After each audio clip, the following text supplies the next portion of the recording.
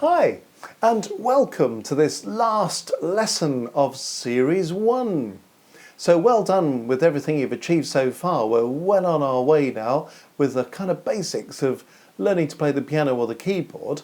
And in Series 2, we'll be stepping forwards to do all sorts of more exciting things, including being able to play with your hands together at the same time.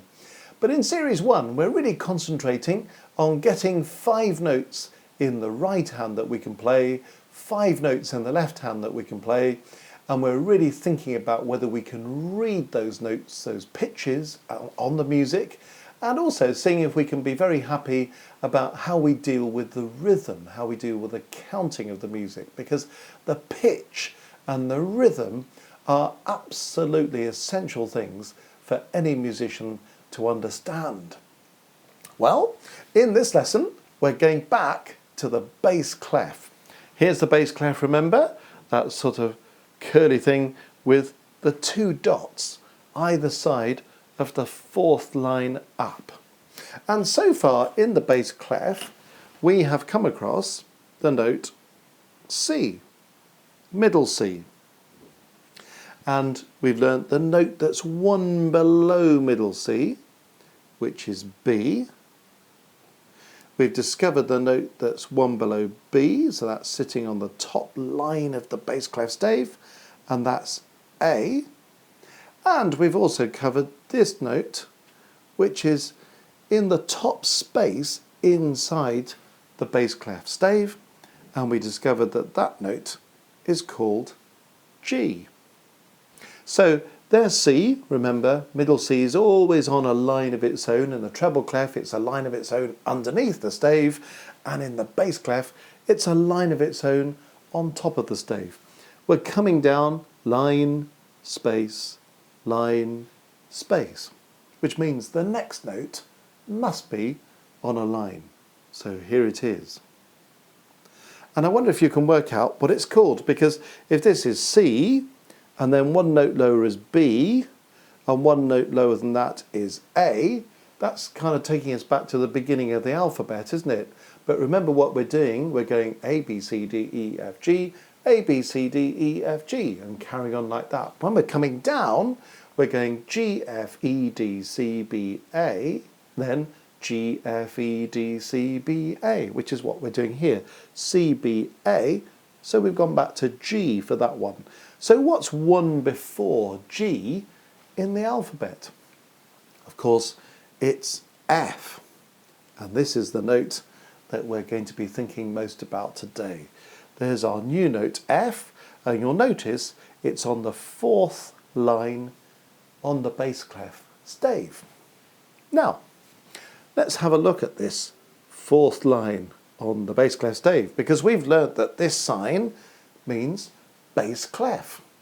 But the bass clef is also called the F clef.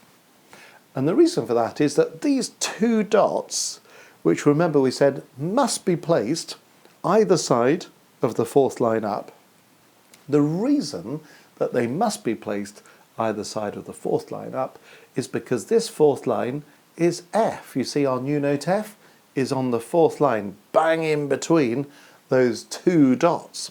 So the bass clef shows us where the note F comes, either side of those dots, which is why it's sometimes known as the bass clef, but is sometimes known as the F clef.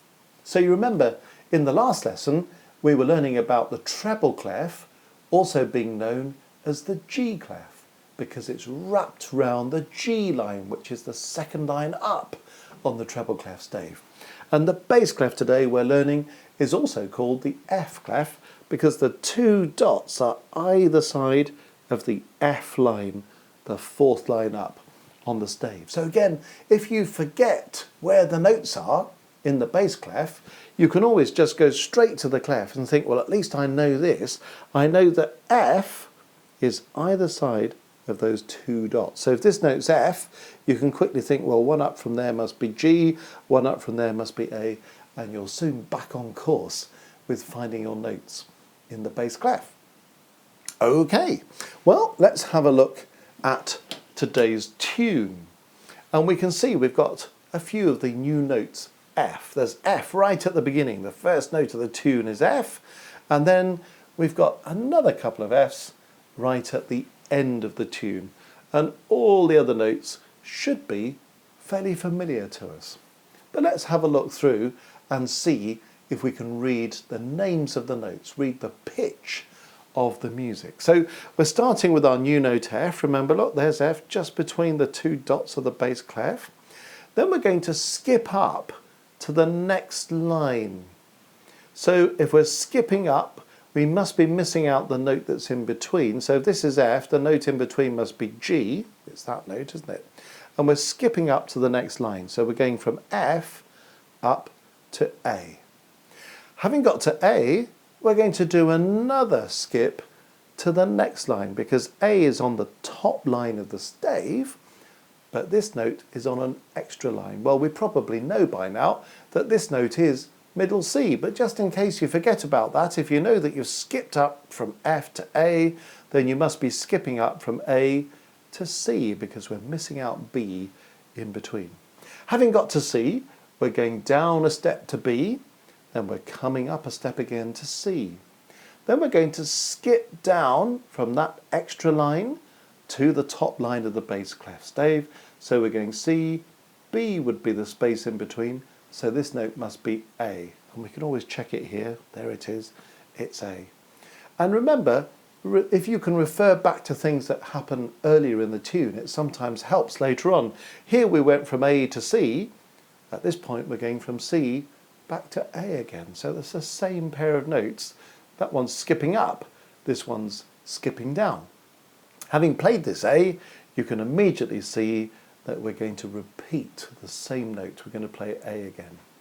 And then another skip, and it's the same one we've made before. Look, we're skipping up from A to C, A to C, C to A to C.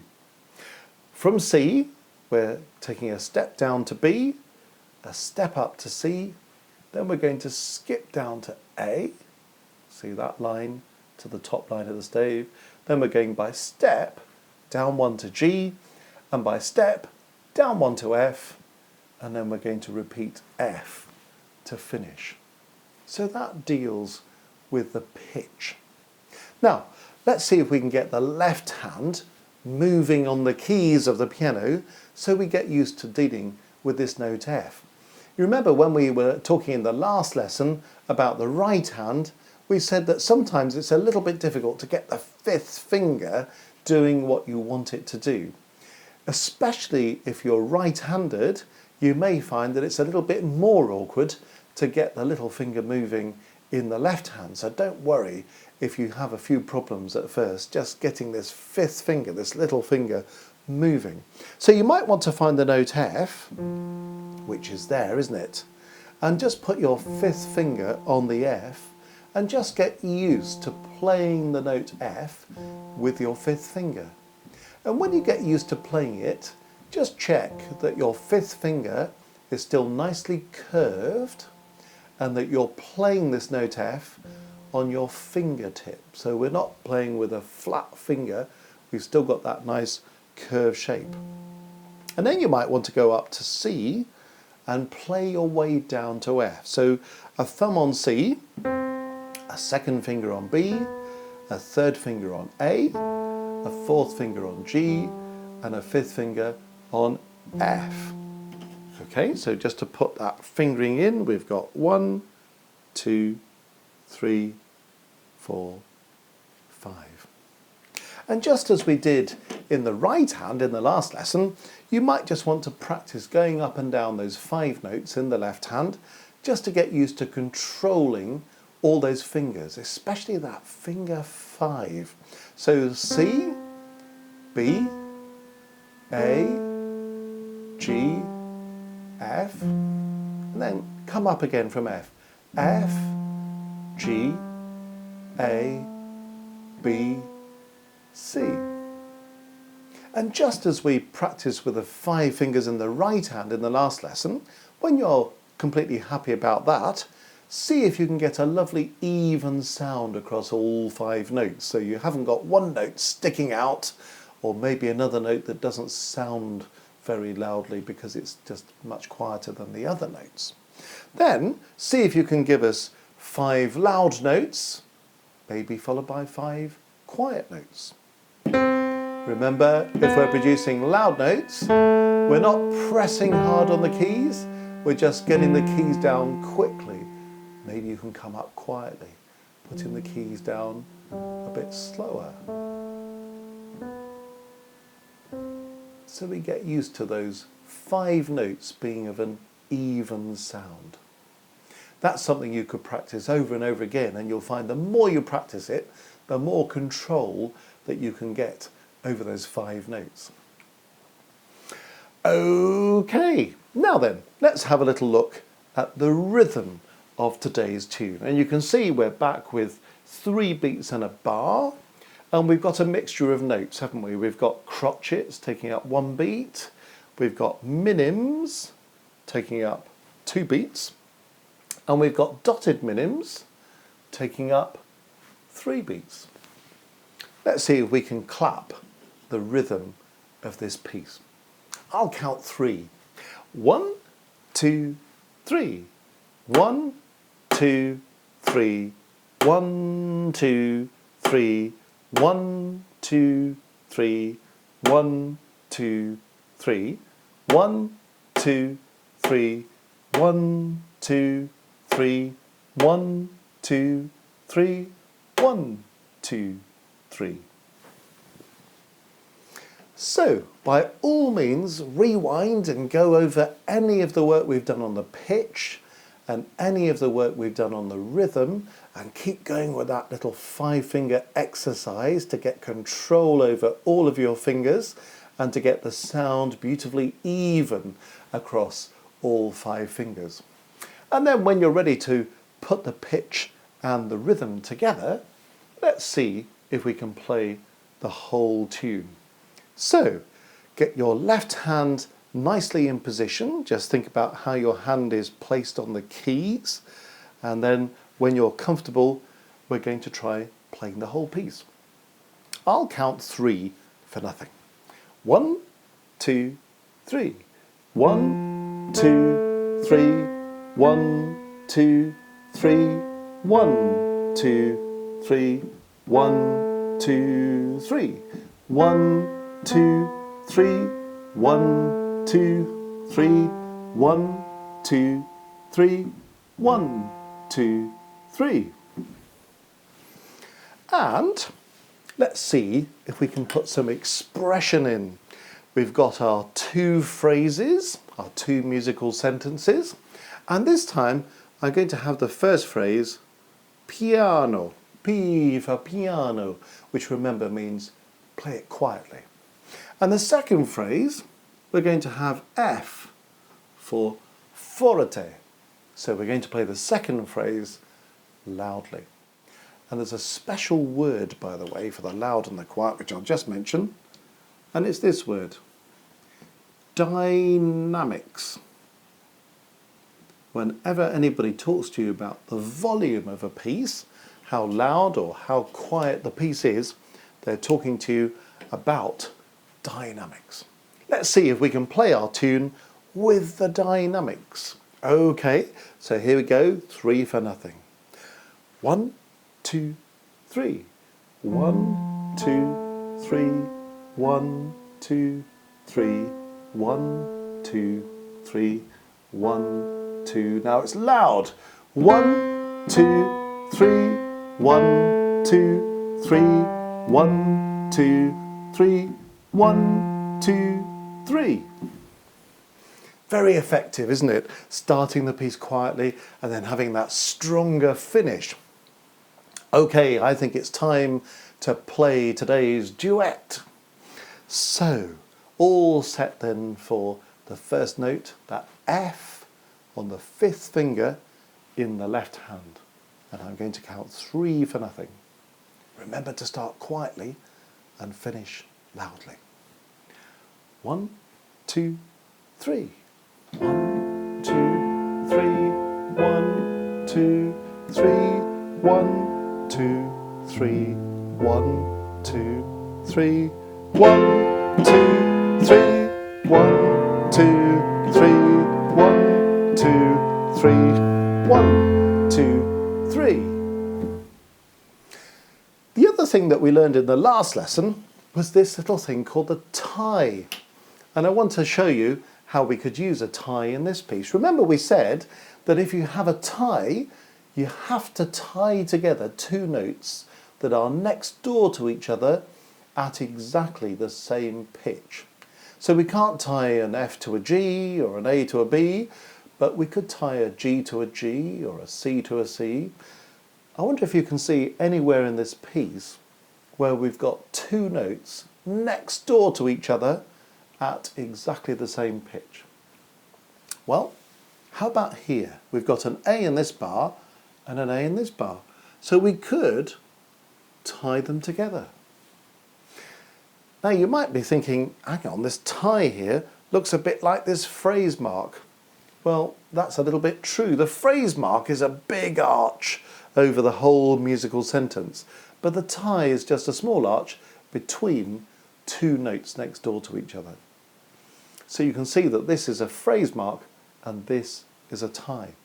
And there's one more place where we could actually put in a tie if we wanted to. And of course, it's right here at the end where we could actually tie together the last two notes. Now, let's have a think about the maths there, because we've tied together two dotted minims here and the same thing here, two dotted minims. So that means if I've got 3 beats on one dotted minim and 3 beats on the next, this note is going to make a total of 6 beats. So you can see how by using ties you can sometimes create some very long notes actually. So let's see if we can give a final performance of today's piece. We're going to include the dynamics and we're going to slip in these two ties. So you have to remember not to repeat this note and not to repeat this note, because this one's tied to this one and this one's tied to that one. Okay, so I'll just give you a moment to put your hand in position so we're all set for a performance of the piece. Here we go. 1, 2, 3.